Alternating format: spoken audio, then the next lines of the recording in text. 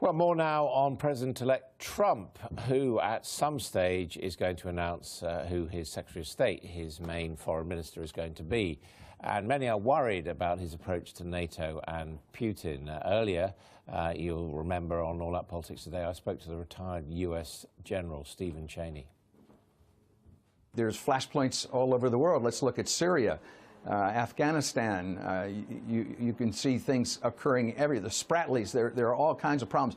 No doubt about it. What's occurring with NATO and Eastern Europe is very problematic. It's troublesome, and it's got, that also has to be high on his list to consider too. And then you talk about some of his talk about NATO and Article 5. I strongly believe, and this is a little bit out of the climate change realm, but I strongly believe we will never back down of Article 5, and we'll always defend other countries in NATO based on Article 5. Well, one country with every right to be worried about a possible US retreat from some of NATO's principles is Ukraine, and their ambassador, Natalia Галібаренко, joins me now. Ambassador, I should say, to the UK. Welcome to you indeed.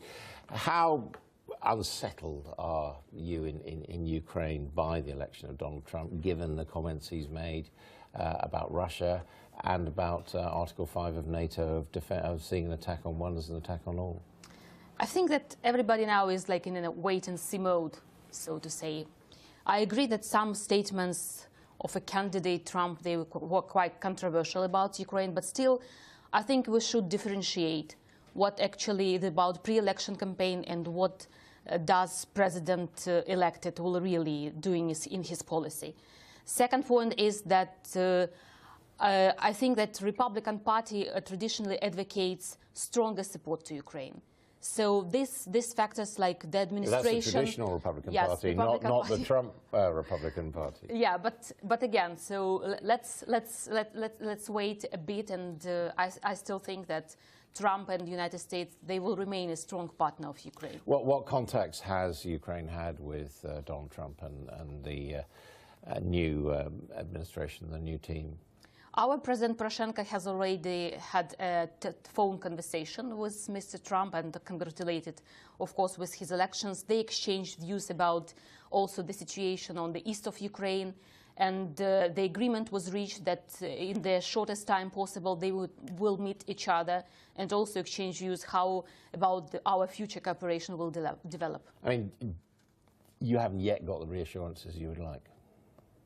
I think that we will accept these reassurances because, again, if Trump was saying that he is standing for better relations with Russia, I mean, Ukraine also thinks that maybe for the rest of the world it would be better if this better relationship will develop.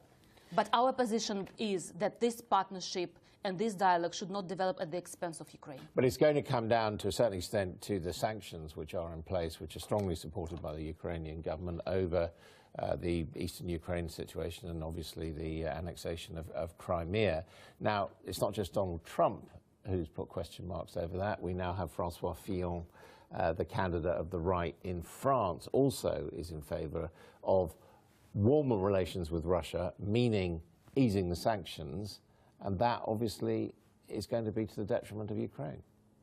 Our position is clear. We think that lifting sanctions would mean the victory of the leadership of the Russian Federation, who endangered the security of my country, who invaded the east of my country.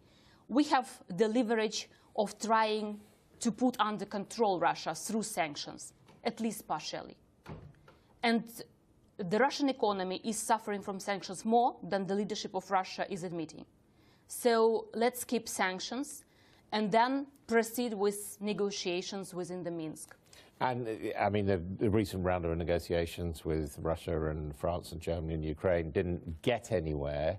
Britain is clearly becoming a more independent actor as a result of a Brexit. How strong an ally and staunch an ally do you see the United Kingdom as being now and, more importantly, going forward? First, about Minsk, we came to Minsk with low expectations. Because, frankly speaking, they were fulfilled, weren't they? Yeah, absolutely. After Minsk, we have more than 10,000 people already killed, including soldiers and civilians. And I don't see any frank desire of the Russian Federation to implement Minsk.